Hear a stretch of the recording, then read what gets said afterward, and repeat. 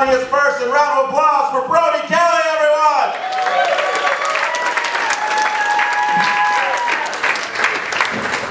Hey dudes, I'm Brodie Kelly, but check your ballots. I might be listed as Super Mario if he found out that the princess was in another castle with one of his best friends. Check carefully. Guys, I recently turned 34, so I got some dating rules, some new dating rules. The first one is, I don't date girls who are under 30. I feel like that's inappropriate. Unless she thinks I'm cute. Rules are made to be broken. Restrictions lifted. And my second rule, though, I'll go on the record with this one. I don't let girls call me daddy during sex. Right? Because I don't like to come that fast.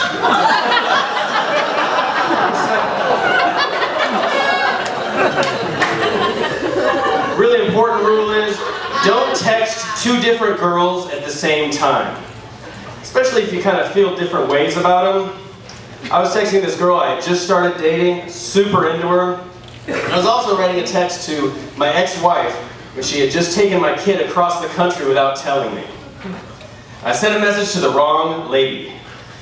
It said, "You are just unbelievable." But there's no tone of voice in text, so it worked. I got another date. I said, let's just go with it. I sent a text that said, "Nobody has ever fucked me the way you just fucked me." Copy and paste. For both. So I said, why quit while you're ahead? I sent both of them a text message that said, "I yearn to wrap my hands around your perfect white throat and stare into your eyes and give you what you so richly deserve." That's kind of rough. But that's just one of those messages that came with my phone. You know, it's like, on my way, and I'm gonna choke you. Verizon? Anybody else? I did get to see my son recently. I brought him back over here, and he's 4 years old. He's got all kinds of questions. He looked at me and said, at one point, "Papa, do you even have a girlfriend?" He's a smart kid. He can size his dad up just like that. You want to give kids like honest answers when they ask tough questions, though. But put it in a context that they understand. And my son loves Superman. So I told him, you know, like Superman's house is called the Fortress of Solitude. Right?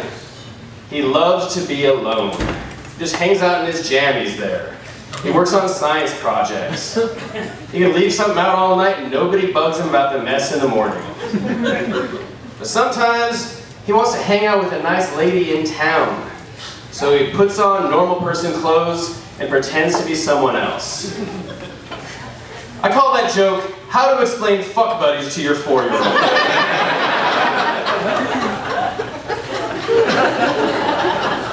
I am dating, and I do pretty well. Considering that I'm basically like Grover if he was a real person.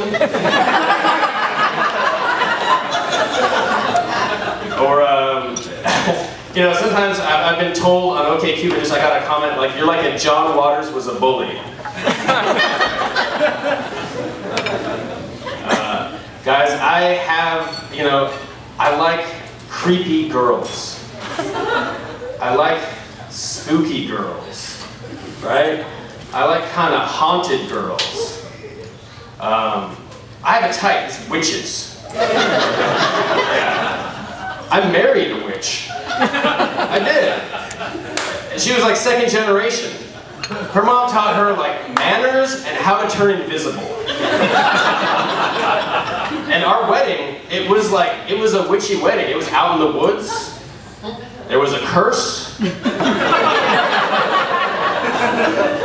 When our kid was like a year old, he knocked my favorite coffee mug onto the floor, and it shattered. And my witchy wife said she thought that was a bad omen. Right? We are divorced now. But I didn't tell you guys this, I'm a wizard. And I noticed a bad omen just a little bit earlier hate fucked a person into existence. That